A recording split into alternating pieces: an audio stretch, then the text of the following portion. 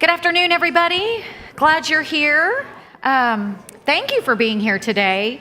My name's Stephanie Matthews, and I do education and public affairs for the foundation. And I'm so excited because I get to be here today with true personal friends as well as professional friends. There are so many good things going on in education right now. A quick aside, excuse me for chewing gum while I do this. I know it breaks all the rules, but I have a terrible taste in my mouth and I don't have any mints. So just forgive being tacky. My mother would kill me. Just a personal note. So we release a daily email that talks about 3 different topics. And yesterday, one of them was education. It's called The Canon. And I made some comments about the Austin Independent School District that I'm very friendly with that were sort of negative. And I got lots of calls, which the good news for that is that people actually read the Canon. So I found that reassuring. The bad news is one of them was my husband who has clients, and I really would like to continue to pay the mortgage. So I want to point out that if y'all have ever heard me talk, I often use Austin ISD as an example of a district responding very well to changing dynamics, changing demographics, and competition. There are a lot of charter schools that have moved into the Austin area, and Austin ISD is innovative, and innovation is one of the themes of our conversation today. And so the first thing I want to do is introduce our panelists. The bad news is we're running a little short on time because lunch ran a little long. The good news is we have a 5th panelist that just got added to the program yesterday, newly sworn in Representative Mays Middleton on the end. We're so excited you're here. And so it will allow the conversation to be even that more exciting and dynamic, but may cut short some of the things that I wanted to cover. But I want to make sure I introduce each of you, and I wrote longer introductions because I adore each of you so much, so I'll try to keep them short. Setting the stage, however, want to remind you guys, and you guys all know because I recognize most of you, that as you saw in the video, 1 in 10 kids in this country are educated in Texas, which is an enormous number. Unfortunately, more than 12% of those kids, about 1 in 10, 1 in 12, are in school that's rated D or F. As if you were here this morning, you heard the speaker say, any child stuck in a failing school is unacceptable to us. And we believe that innovation and competition helps promote not only school choice for kids that are stuck in schools, but as we've seen, kids that remain in schools. When schools respond and they innovate, it's better for the kids that remain as well. There are 1 in 10 kids in Texas, the 1 in 10 theme, are in non-traditional schools, meaning private, charter, homeschool, micro school, homeschool, which is over 800,000 kids. It's 15% of kids in the state of Texas are actually in non-traditional schools, which is a very large number than when I was looking into it I expected. And choices are exploding. When we prepped for this call, Dr. Ladner was saying, you know what, innovation is coming, innovation is happening. How are you going to respond to it, and how are you going to react to it? And that's clearly what we're here to talk about today. As well as that there seems to still be some pushback on school choice, and we have some experts here to talk about why we think that is as well. So I'll start the intros. I'll try to go quickly, and we'll get through the program and then open it up to Q&A.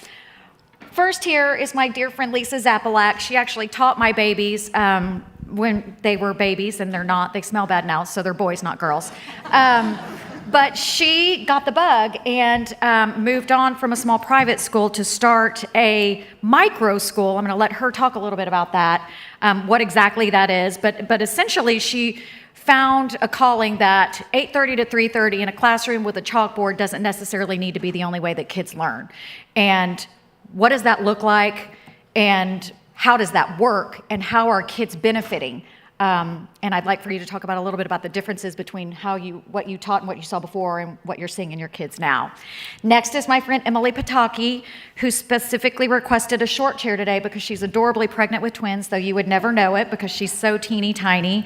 Emily epitomizes a parent advocate. She moved into an area specifically because the schools there were good. Her kids enrolled, and she became increasingly disenfranchised, I might say. You've told me this personally, so I hope I can share that. But sought her choices on her own.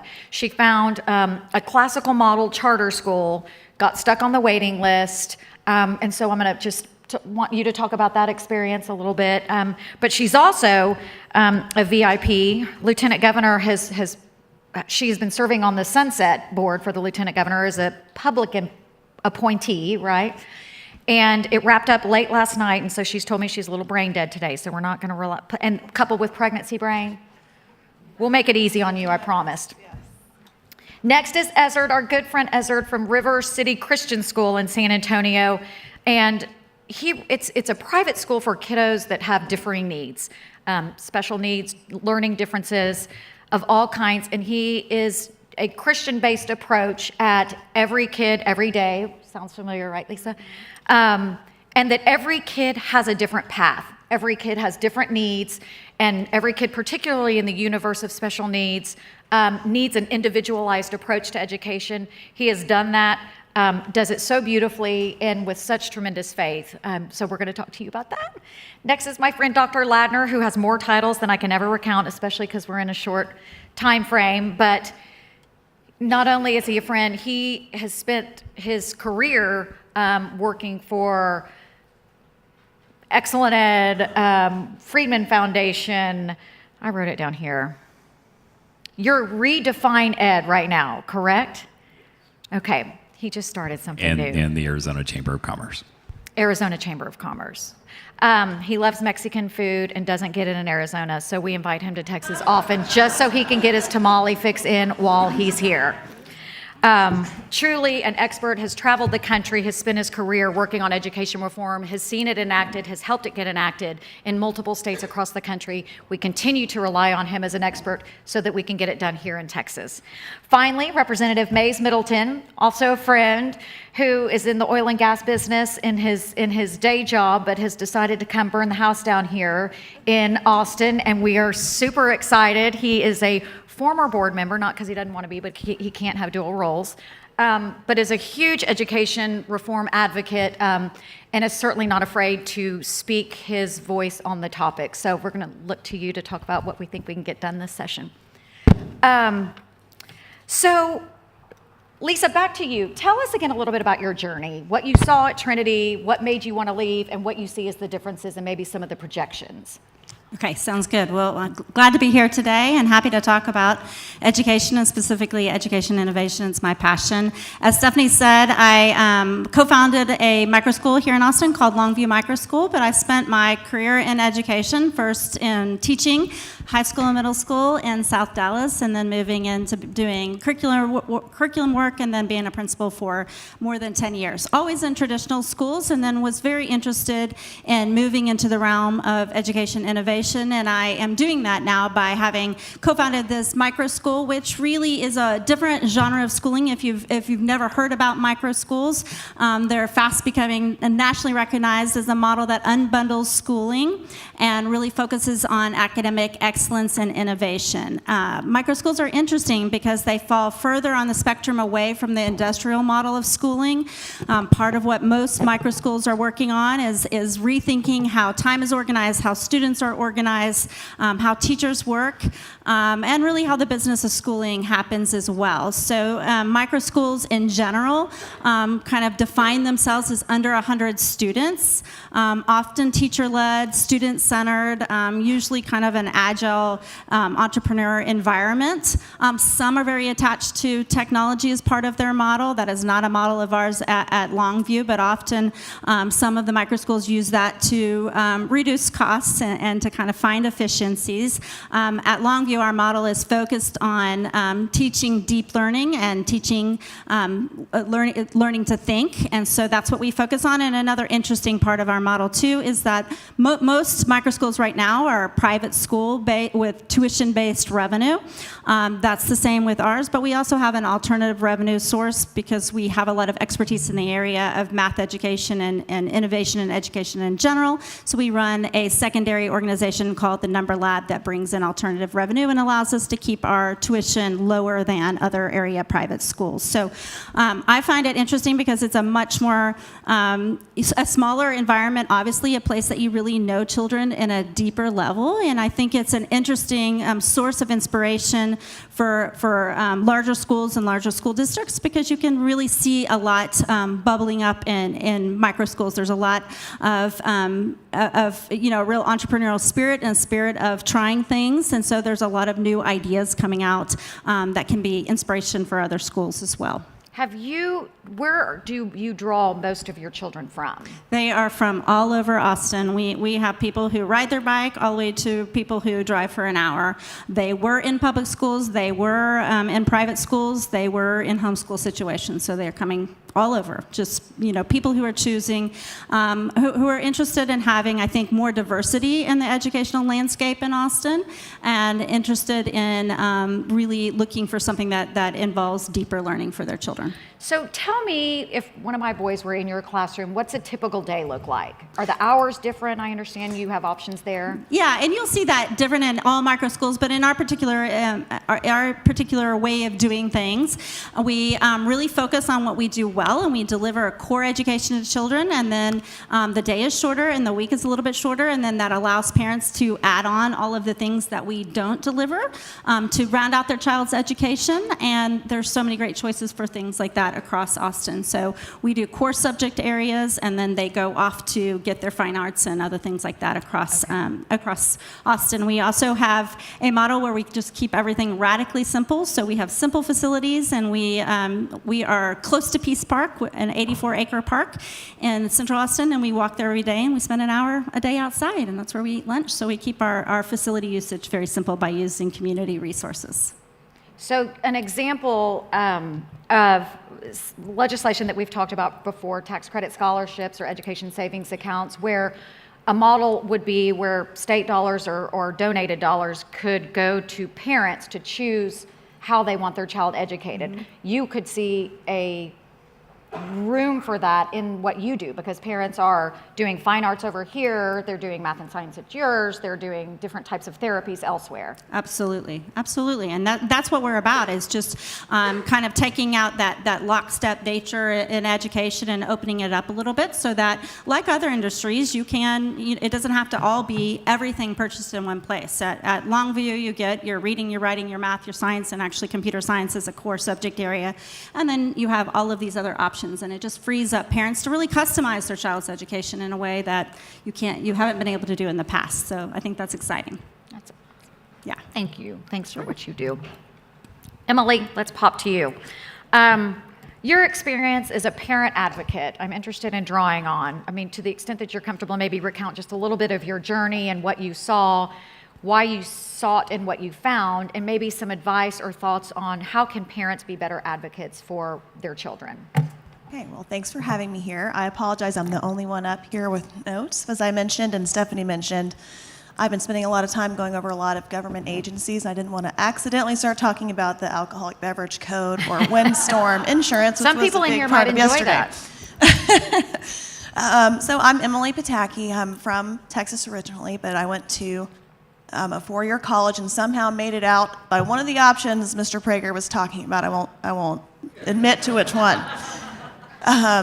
On the East Coast, and came back to Texas with my husband after we transitioned out of the military. My husband did. And we picked where to live in Texas based on the conversation that hopeful parents have, where's a good school district. So that was probably similar to many of you sitting out there. And we chose to live in Cedar Park in Williamson County. My good friend Holly Hansen, former recovering Williamson County resident, is here, so she can attest to that. Because Leander ISD is a strong school district. As we had children, God bless us with children, continues to bless us with children, and started thinking about which avenue to take. Go to the public schools, which were highly touted. I grew up in Catholic schools, looking at those types of avenues. We had friends doing homeschool and a mixture of things. We really weren't sure how to get what we were hoping for our children, which was a classical education. For you that don't know what a classical education is, it's essentially how most people were taught in America 2 generations ago, with a great emphasis on the great books of Western civilization, natural philosophy, natural law, and American civics, which it's hard to believe in America you can't get taught about American civics, but that's largely gone out of our school system. So as I started to research what was so great about the Leander School District and looked for these elements in the classroom, I didn't find much of that. And to no fault of the school district, it's just not the way kids are taught today.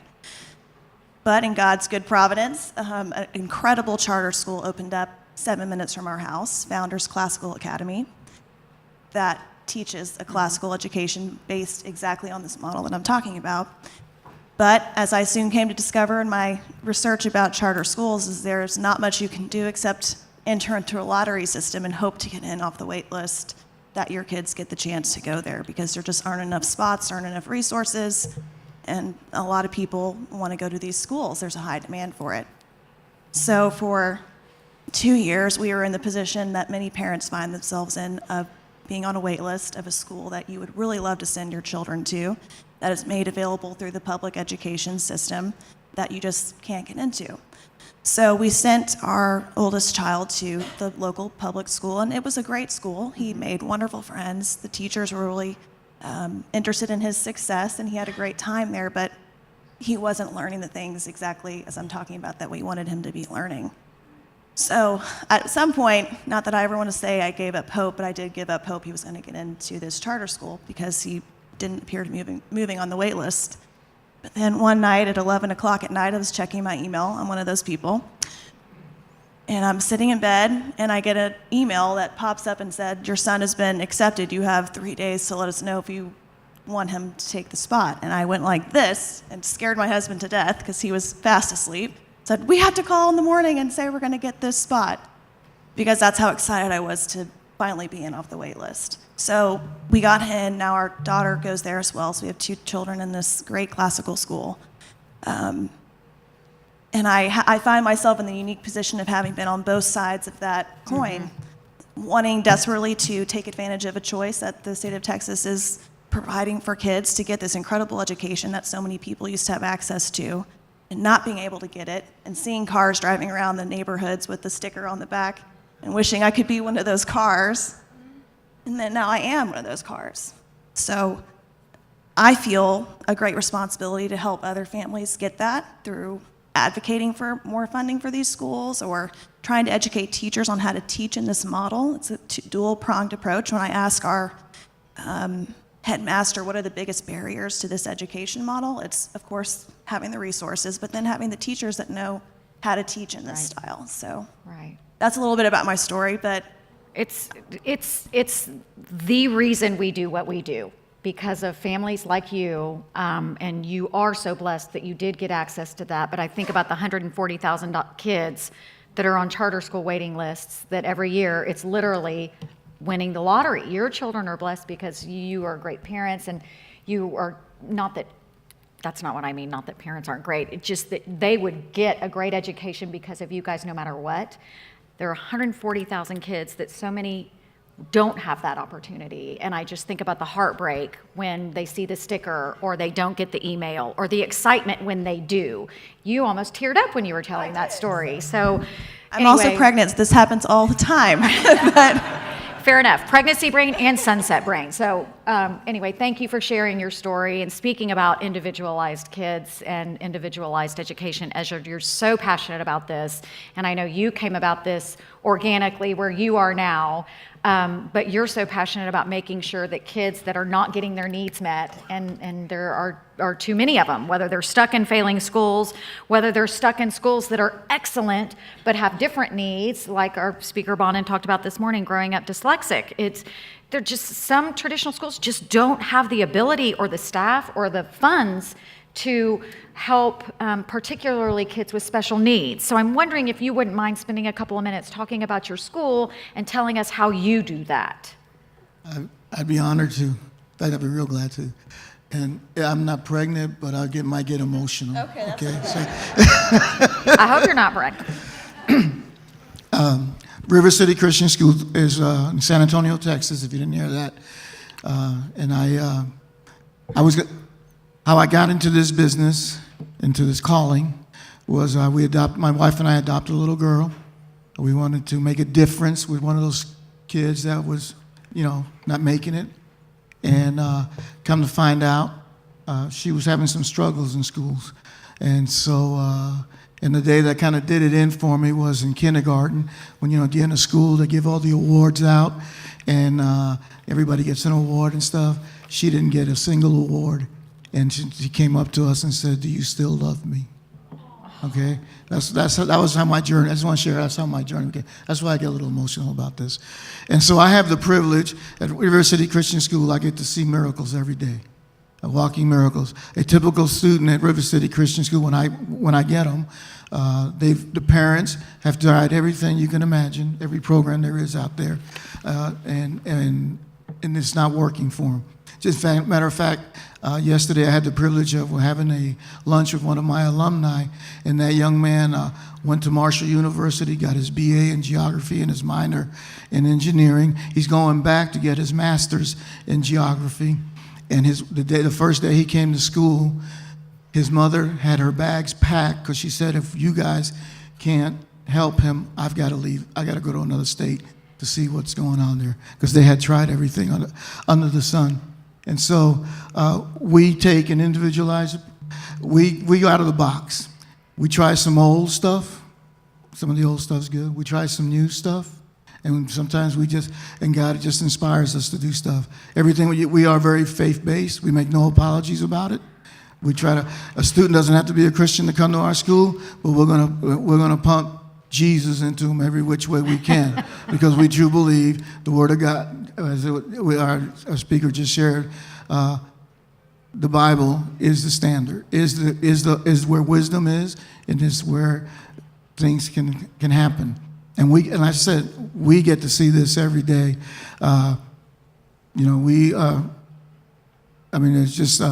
It's just amazing I'm in awe. I can tell you, a young lady that came to our school, we said we couldn't, because we have we have certain criteria to be in our school, and if they don't meet that, I don't want to be a part of creating more stress for the parents. And so we had this one student that we didn't think we met her, what she needed, we could help her. And they asked us to take her, because at least you'll try. And I made them sign, "You said take her, because at least no guarantees." And she went through, she was okay. She was happy there. She was safe. Dad was happy. About a year later, I was dropping off a box at UPS, and this lady said, "Mr. Castillo," and I looked, and she goes, "How are you doing?" And I said, "I'm fine." And she was the grandmother of this child. And I said, "Oh, how's she doing?" And we were just excited that at graduation, we make them do a little speech. She gave a little 2-minute speech, and we didn't think she was going to be able to do that. And we were just excited that she did that. When the grandmother tells me, "Oh, she's in the car, she's asleep because she just finished taking her final." I go, "A final?" "Yeah, she's at the community college." And it's this young lady is going, and she's finishing up community college. So those are just some of the few stories. I don't know if I answered your question. Yes, absolutely. In a follow-up, and we'll go through, but I want to know your response to the question of, can you do individualized education? And this is something everyone can answer. Is it cost prohibitive or impossible to do individualized education without a gajillion dollars? Well, our tuition, we're tuition based. I've never not let a student come because the parent couldn't pay. And it's tough. So money's not the object, but we don't look at it as money. My teachers, they are making very little money. And but our goal, yes, we are out of the box. In fact, I kind of smiled. I was reading some information, and how I guess now the big thing is student-centered learning. Mm-hmm. And I'm saying, isn't that what it's supposed to be? Because that's. Well, you do it naturally and organically. That's what we do. In fact, our motto is love, care, and serve. And I tell my teachers all the time, you can't teach them if they don't know that you love them. And these kids come broken. It's not uncommon that you don't get to see their eyes for the first, month or so. I've had students that it's taken us 3 months just to get them into the office of the school because they're so the anxiety level and they're so scared of being in a school environment. So we love them, and we get to know them. In fact, this is how we start school. We start school with a camp. We call it we're warriors, so we call it warrior camp. We spend our whole first week in a camp with them, and they don't know it, but they're learning stuff. They're learning but it's the whole idea is to develop relationships between the student and us and getting to know them. Because we get all the information we can, but we tell them, you're not your disability. You're not your label. That's not who God created you to be. In fact, the Word of God says that they are unique, they're awesome, they're wonderfully made, they're peculiar, and that's a good thing to be peculiar, because those are the people that make stuff happen. And so that's our. So we do a lot of, we have formats, but within those formats, we individualize it for the It doesn't student. take regulation to teach. No, as a matter of fact, I Student-centered can't imagine teaching. doing it with regulation because Right. teacher comes to me and says, Mr. Steele, this is happening with Joey, and we try. Can we try this? Let's go. Awesome. And Thank if it works, then we make it. Do it again. Do it again. Yeah, excellent. Thank you so much, Izzard. Dr. Ladner, so I know you have a couple of slides, so I don't want to make you veer off course. Yep. Go ahead. Oh, yes. One of the things we talked about on the phone, and we can talk about what this and also is that change is coming, right? You can either go with it or go against it. Yep. Far right. This is showing enrichment spending per pupil amongst the wealthiest kids in the top decile, okay? As you see, over $8,800 per kid. And then at the bottom, that's that enrichment. By enrichment spending, we're talking about anything. This could be Kumon, it could be Mathnasium, it could be club sports, okay? But there's this big trend going on in education that we don't recognize enough, and it's basically the rise of multi-vendor education, right? Well-to-do parents are, yes, they're enrolling their kids in schools, but they're also doing all this other stuff, okay? And it's becoming more and more pronounced, and I would put to you that the last chart explains the better results on the high end in the first two charts, okay? So this seems perfectly normal. It's been going on for decades, right? But it's a thing, but it's mostly a thing amongst well-to-do people, okay? So, oops, good news, bad news, and more bad news. Okay, so let's start with bad news. These are NAEP gains in math and reading between 2009 and the most recent available. This is the national tests in math and reading for 8th graders. And the first bad news is that, as you see down there, the state of Texas is not improving, has not been improving academics in recent years. The good news is way up there on the top on the right. Those are the scores for Texas students going to charter schools. And they have improved a great deal. And in fact, when you break the results down by subgroups, Hispanic students going to charter schools in Texas have the second highest scores. They were higher than any state. That's all good. Here's the bad news. There's 140,000 kids sitting on the wait list, okay? And not only that, there has never been a state anywhere that was able to build enough charter schools fast enough to satisfy demands, okay? I love charter schools. I support charter schools. Charter schools are doing relatively well here in Texas, but you do have a problem with cities that are still able to, and municipalities are able to gum up the works on charter schools, and that's still an issue here that probably should be addressed. So the bottom line, charter schools are good, but they're inadequate. You will never have enough charter schools to scratch all the itches you have in K-12, okay?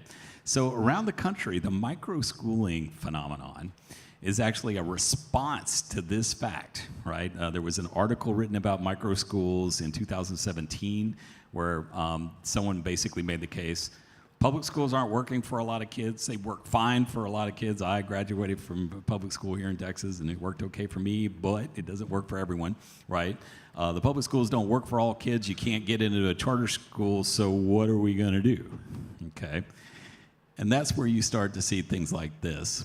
This is from a blog post written by a colleague of mine named Ron Matus at the Redefined blog, and it's a fantastic story about a micro school in Florida, 50 kids, okay? And this is actually a very project-based learning type of environment. This teacher is actually teaching history, math, chemistry, and about 3 other subjects through a project which involves cooking pasta, okay? And as you can see, the kids love it. The parents have been begging them to add grades. It's a K-5. They want it to be a K-6, a K-7, K-6. They love this school to death. There are very highly credentialed people running it. They basically, in this article, said we could be a very Tony expensive private school if we wanted to, but we're not doing that because we purposely want to keep our tuition as low as possible to keep it accessible to people. And they are purposely inclusive and diverse in their student body. Well, what do I mean by that? Of the 50 students they have, 15 of them are using the state scholarship programs. 10 of them are using tax credit scholarships that are only available to low-income kids in Florida. Another 5 of them, I believe, is probably up here, are using what are known as McKay scholarships. Those are only available to students with disabilities. And one of their students is actually using a Gardner Scholarship. That's the Education Savings Account program, okay? And they are basically very purposefully including these students because they actually want everyone to be, they want these students to be, they don't want to be just a segregated, rich kids only type school, okay? Now, the thing about this is that this phenomenon is taking off around the country. It's never been easier to start a school like this. The resources that are available today are far above and beyond what would have been the case even 10 years ago. And from a public policy standpoint, I think that the point to make to my friend Mays here is that this is happening with public policy changes or without it, okay? But if it happens with public policy changes, you literally cannot do what they are doing in Florida right now, okay? You can set up micro schools and you can make all the private efforts you possibly can to be inclusive, and I know people are doing that, right? But to do what they're doing in Florida now, and including low income and children with disabilities, is the ability to do that is enormously magnified by the presence of these policies. So I think that having seen back in 2017 a series of focus groups of parents around the country, one of the clear messages that we saw in these focus groups is that parents really have this very deep feeling that schooling is about more than just preparing for a standardized test. They feel like something has gone wrong and they want it to go back to the way it had been in the past. You see a lot of micro schools that, for instance, are focusing on a Montessori type of education. That doesn't mean that I'm in any way, shape, or form against standardized testing per se. But it's clearly, there's clearly a very deep feeling about that. There's ways to move forward, and I like to call this the Cheers theme song approach to education. Lots of people want to go to a school where everybody knows your name, and I think you're going to see more and more of that over the next decade. We're going to look back a decade from now and say, wow, that grew a lot faster than I thought was possible. So true. That's so true. Can I say something about what he Please. said about Yeah. the testing? The second, my parents come because their child has learning struggles. Usually the first and second question I get asked is, do you do the STARS test? Yeah. And when I say, no, we don't do the STAR testing, they go, Thank God. Yeah. it's like the weight is lifted off the shoulder. Well- and that's amazing to me. Yeah, I actually have a specific question. Maze, I want to get to you. I'm going to ask this super quick to both Ezra and Lisa. One thing we often hear in the debate about school choice is that, well, you can't give state money to private schools because they don't take the STAR test, therefore you can't hold them accountable. What would you guys say? How do your parents hold you accountable? I love that you're laughing at this question. Well, I would like to talk about responsibility over accountability, really. But I think that parents hold you accountable because they don't pay. If they don't see the quality and they don't see the transformation in their own children's lives, then they're not going to pay. So, that obviously is incumbent on a professional responsibility that you're doing a good job.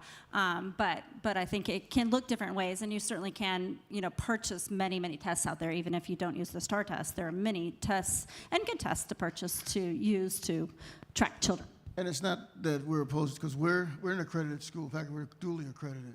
We have a lot of, so we have accountability. We have to do standardized testing. We have to show that there's things happening.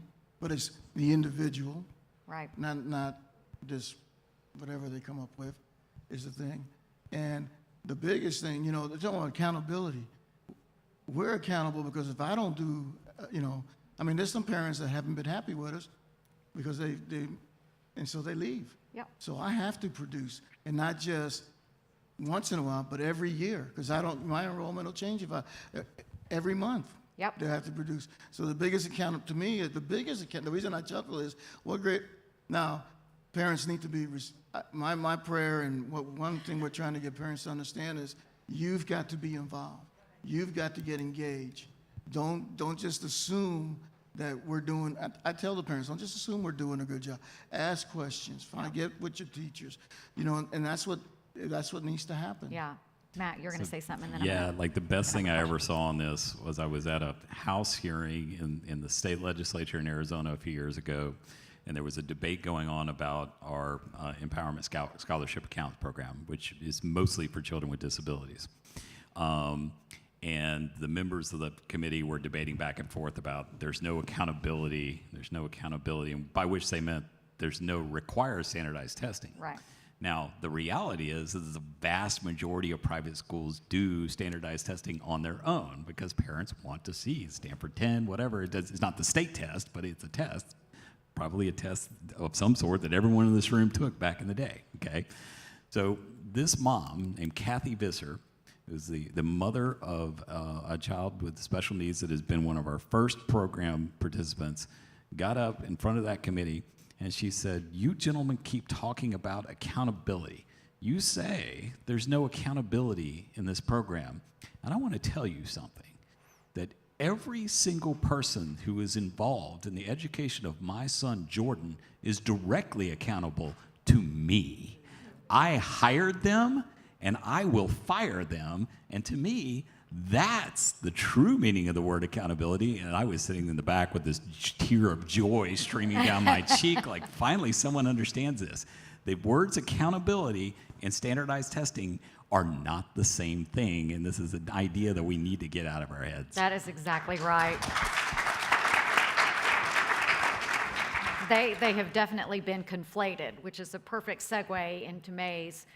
How do we better message that to the legislature? And then first, speaking of parents as the ultimate form of accountability, what did you hear on the campaign trail? What were your parents telling you about education and what they wanted and what they wanted you to do? Well, it's an issue that's very near and dear to my heart because I think what our founders intended is that people be empowered, our children be empowered with opportunity, and we're not really doing a very good job at that right now, frankly. And as a parent, I have 3 little boys at home, Connor, Christian, and Matthew. All tools are on the table, right? We'll do what we can, whatever we can, to help our child succeed. And one of the problems I see in our state government is there are a lot of people saying, let's take those tools off the table. Well, what are there, 25 states that have some form of school choice? 26. 26 states. Okay, so we're not leading already. Arizona, Florida, Nevada, which hasn't been implemented yet, unfortunately. Those are all across the board school choice states. And Texas is behind, and I hear stories like, this is not in the district, but Yes Prep. There was a grandmother that I talked to one time, and she has since passed away, unfortunately.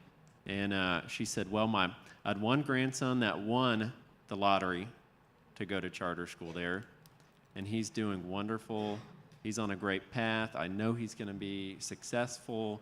I'm not worried about him.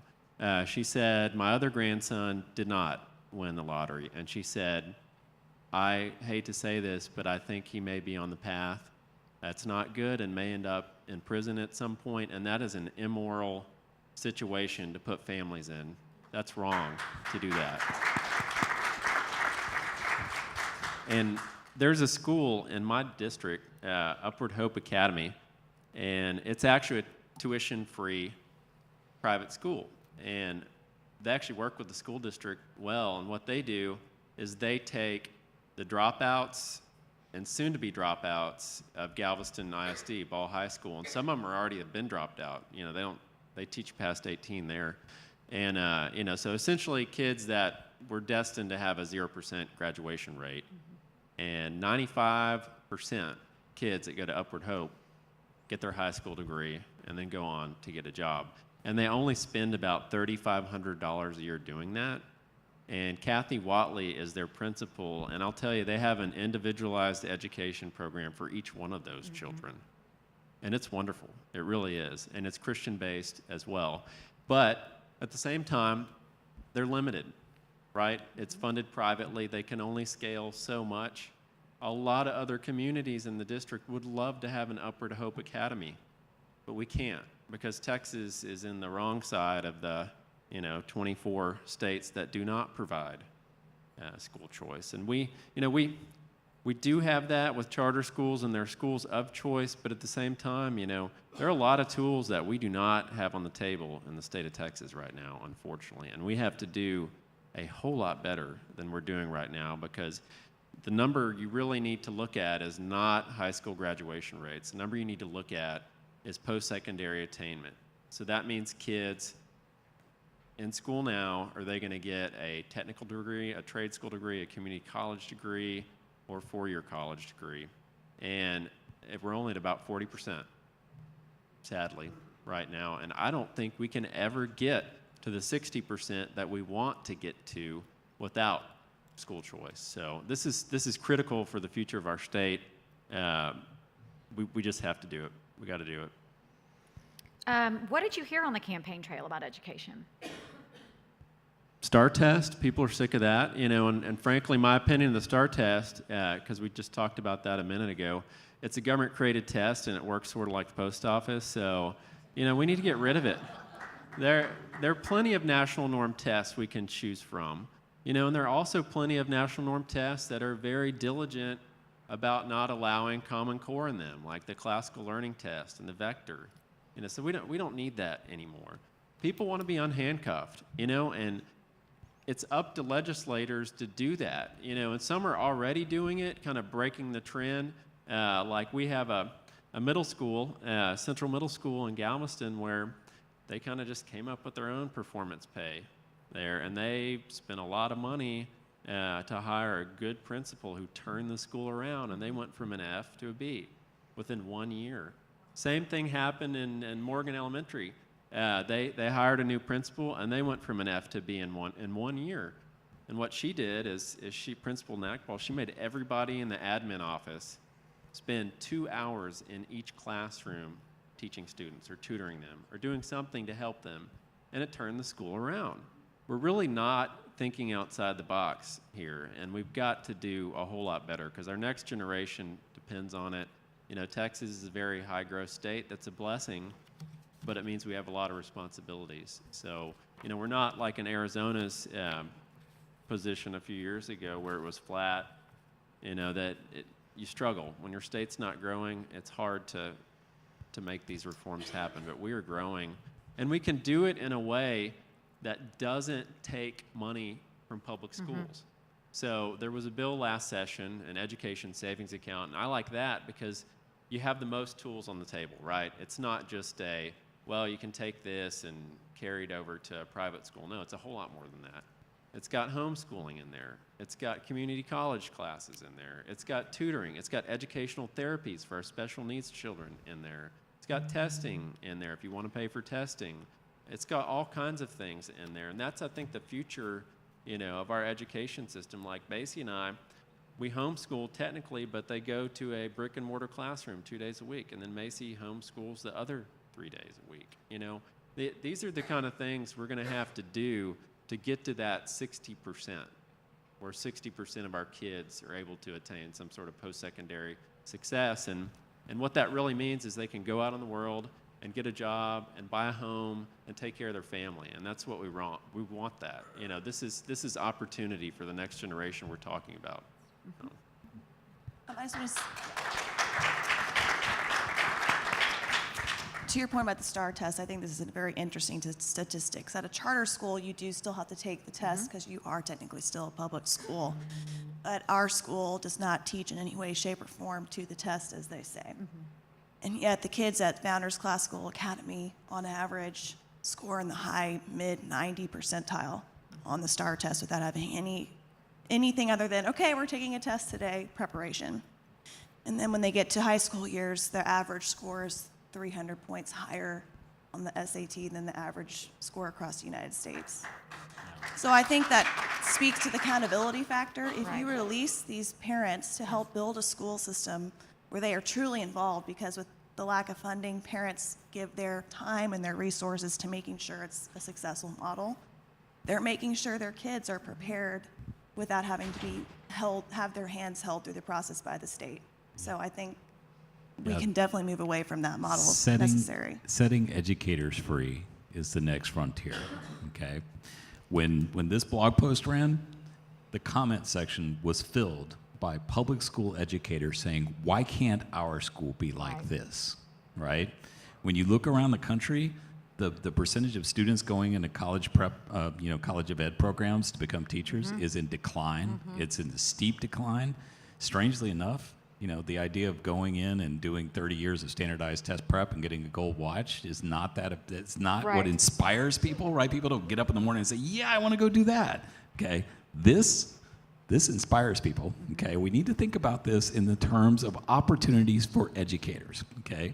When you're running a micro school, this is your operation, your vision of what is a high quality education, and you are going to sink or swim based on whether parents respond to that or not, right? And when you do, it's a far more inspiring and fulfilling proposition for teachers, and our teachers deserve to be free. And the only way to do it is to give parents and families the opportunities to select between, right? And we're starting to do this in Arizona.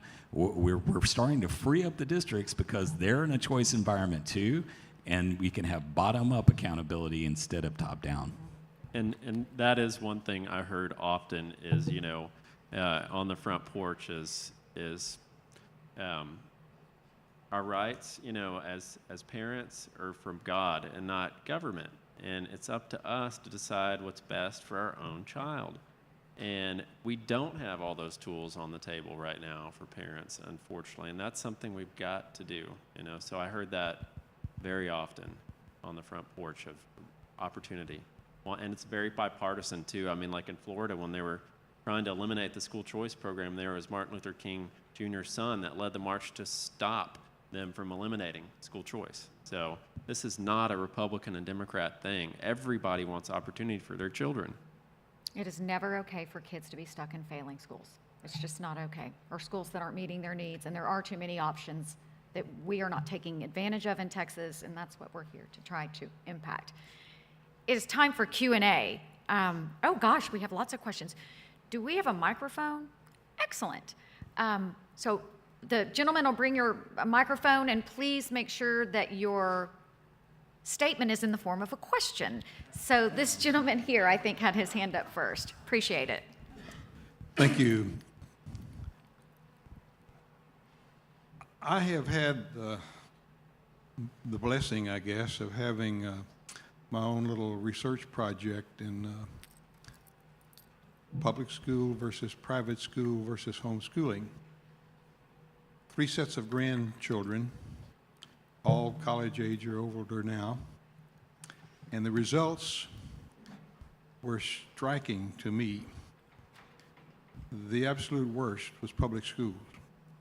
The absolute best was homeschooling. I just, one grandson, public school, wonderful young man, high school dropout. One of my homeschoolers, also a nice young man, just got his doctorate, and he's doing cancer research now. Now, there's a big cause for this across the board, and dragging Texas behind, as you have discussed. And that is the dominance of the public school bureaucracy and their political power. And that is dragging it back. And that's just logical outcome of comparing socialism with free market. You know, socialism is going to fail because socialist schools stay in business when they're bad. Private schools go out of business when they're bad. And fortunately, TPPF has been playing a big role in this. And one of the things TPPF is working on now is curtailing the ability of our tax-financed bureaucrats in the school systems from using our tax money and their wages to lobby for public schools, against private schools, against school choice. And it looks good that we can we as TPPF can get this accomplished through the legislature. And after that's done, the possibilities for school choice in Texas, like you have in other states, is likely to come through. Yes. And I just commend all of the work that you're doing. And I think that the more we support TPPF in this effort, the better off our future education is going to be. I did not plant that for a donor angle, but Well, you'll be well glad said. to know. Thank you so much, sir. I appreciate that. I would love Matt and Mays both. It seems, speaking of teachers, like there's no question that the most important role, as the Lieutenant Governor often says and said it yesterday, in a child's life are their parents and the teacher in the classroom. We are very focused on that this particular session. TPPF is, and I know it's going to be a big source of conversation. So 2 questions. One is, why is it that we can't divorce sort of the union force with the teachers? Because I think we all want what's best for teachers, whether it's heighten teacher pay or loosen up regulations so that they have free reign over their classroom to do what they want to do, which is teach these babies, and we want them to do that. And Mays, I'd love your perspective on that. And Matt, some of the messaging that you've seen with respect to choice that has been effective, I would love for you to touch on that as well. Well, I mean, addressing your comments a moment ago, we got to end taxpayer-funded lobbying. So we do. And I filed a bill, House Bill 281, to do that in our state. And Another plug. I will be fighting that this session, and I'll need your help. And that makes it about the kids and the parents, right? That's right. I mean, does an $80 million stadium do a very good job providing better academic outcomes? No, it doesn't. In fact, it pretty much just taxes you out of your own home. So we got to make it more simple. That we got to be on an even playing field here, and parents have to have a strong voice in it, and they really can't when there's a taxpayer-funded lobbyist up there not necessarily advocating for their best interests. So I can tell you that back when I used to work Texas sessions, one of the things I would do would go to the Secretary of State often, like count the number of lobbyists that had been hired by various alphabet soup groups, and back then it was about 120 contract lobbyists. And look, they do a good job. They're formidable. They work year round. Right, they're working the membership nonstop, as you're going to find out the hard way. Right, I mean, they're never going to leave you alone. But I mean, look, the bottom line on this stuff is that look, we need to be very clear about what it is we're up to here. Okay, the Texas Constitution guarantees K-12 funding. Okay, the public supports that guarantee. That is not a question.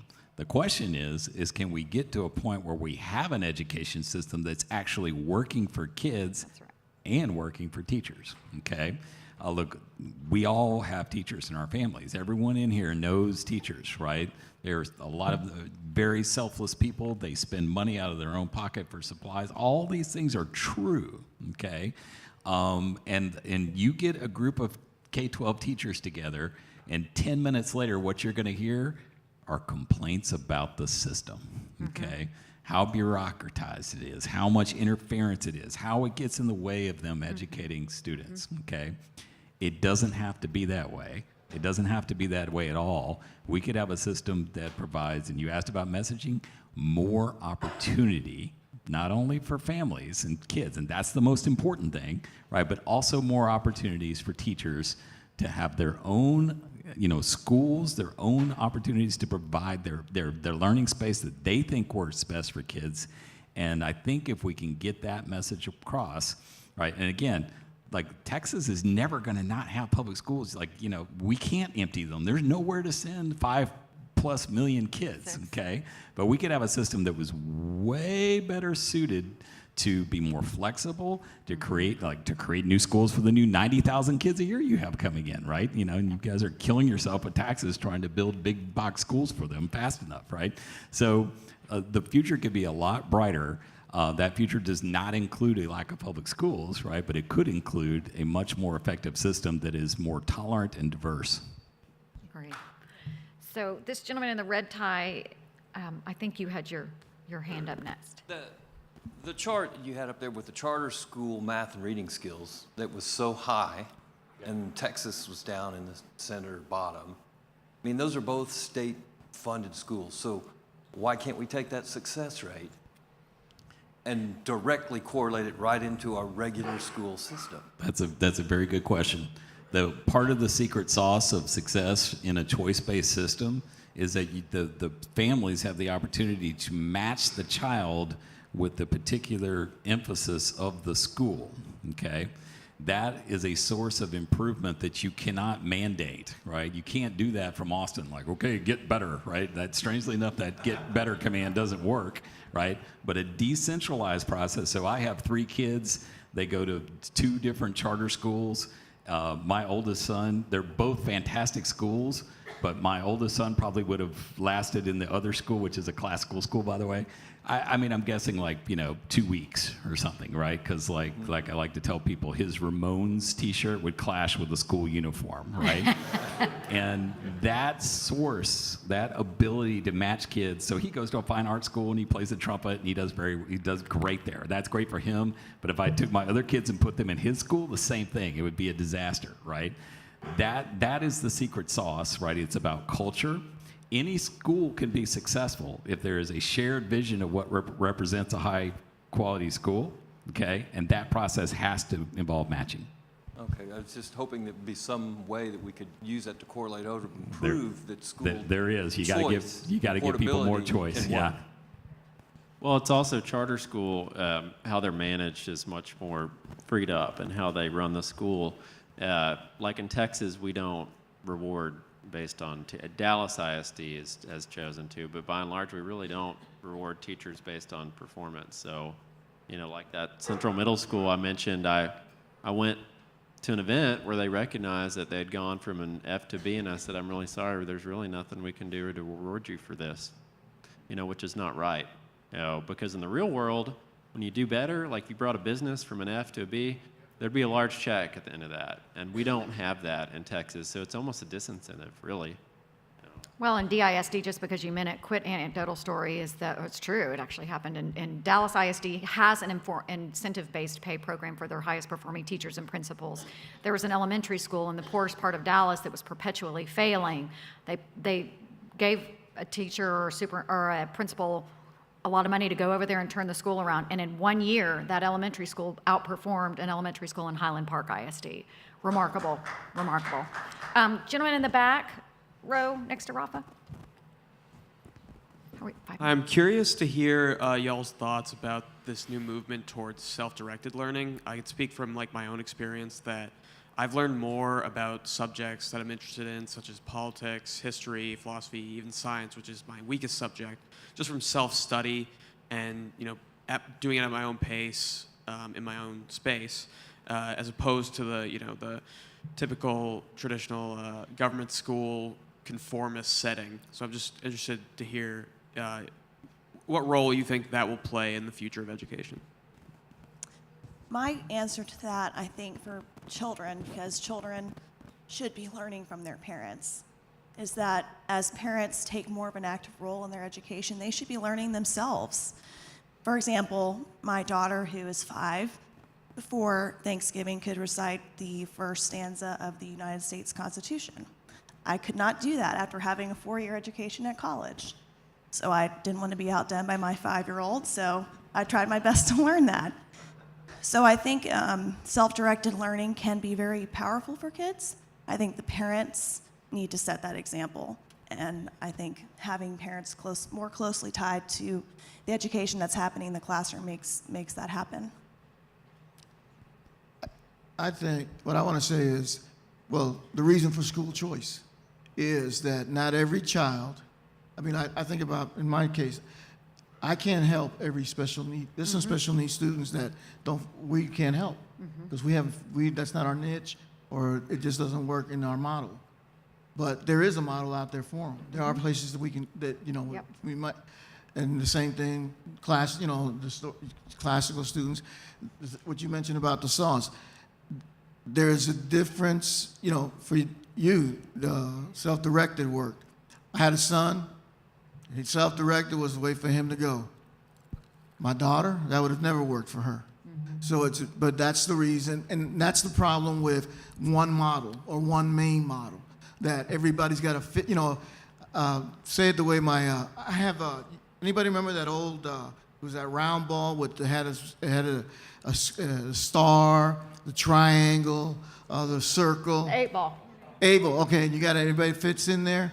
Well, I have that in my office, and then I got this one thing. I don't even know the shape of it. You're not going to be able to get it in any one of those shapes. Every shape's there, but you're not going to be able to get it in any one of those shapes.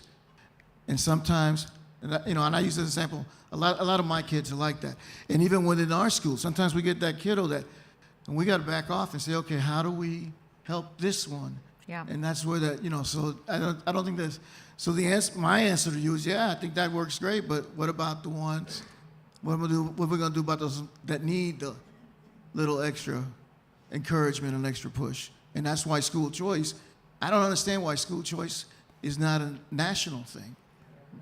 Because if it's really about our children, and our children is our future, it's our legacy, then we should want a choice for that child to be in, because every child can learn. I deal with kiddos that on paper, every test that's been done by the professional says they can't, there's no way. But every child, and we prove them wrong. They can learn. We got to figure out how they learn. Yeah, we have a saying, even the best school isn't the right school for every kid. That's right. Okay, we have time for one more question. This gentleman here in the yellow tie.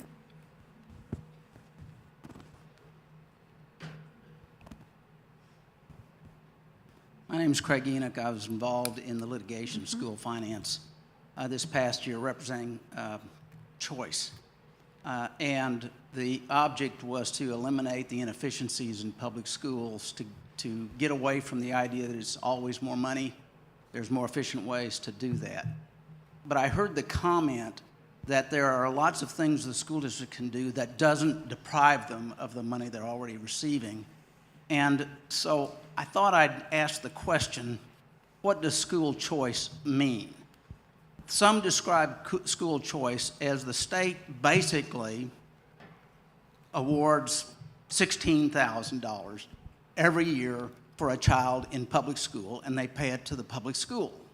So it's on behalf of your child, but the public school determines how it's going to spend it. And so school choice sometimes is described a voucher system. Well, the state's not going to pay it to the school district. They're just going to pay it to the parent and let the parent pay it. And so that goes to whether it be a private school, a parochial school, or even a public school, and let the schools compete for the students. And it could produce a high school of 10,000 students if the students are performing. Or it could produce a high school of 1,000 students. If they're performing, the school district could do it. The answer to that has been, well, school districts have a lot of flexibility. They already could do that, but they make human choices that are antithetical to it. As an example, merits pay for better performing teachers. Dallas County proved that works. What that principal did was paid more money to good teachers to attract them to that poor elementary school and see if the difference in the quality of teaching made a difference, and it produced a difference. But school districts don't do that because the citizens who elect the school district members are influenced by who? Their teachers. And we talk about the lobbyists, but every parent, it's like Congress. I like my congressperson, I don't like Congress. In describing choice, in describing what choice means, how do we convince the teachers that choice is really in their best interests to teaching the children? It's very tricky. A lot of teachers are members of unions or their equivalent. I know that formally you don't have unions here. Wink, wink. And they are bombarded with the message that choice will destroy public education, right? You would think that the gigantic, enormous public school system of the state of Texas was the most fragile thing you'd ever seen, right? When the reality is it gets 90,000 kids bigger every year and you can't keep up with the growth. I followed your lawsuit, by the way, and you're right. The Texas Constitution, in addition to guaranteeing public funding for K-12, does actually require an efficient system of public education. And I would just pose the question, how can you have an efficient system where people don't have choices between providers, right? It is by definition, I believe, impossible. That's right. That's exactly right. Panelists, thank you guys so much. Really, really appreciate all you do and all you contribute. Thank you all very much. Y'all have a great day.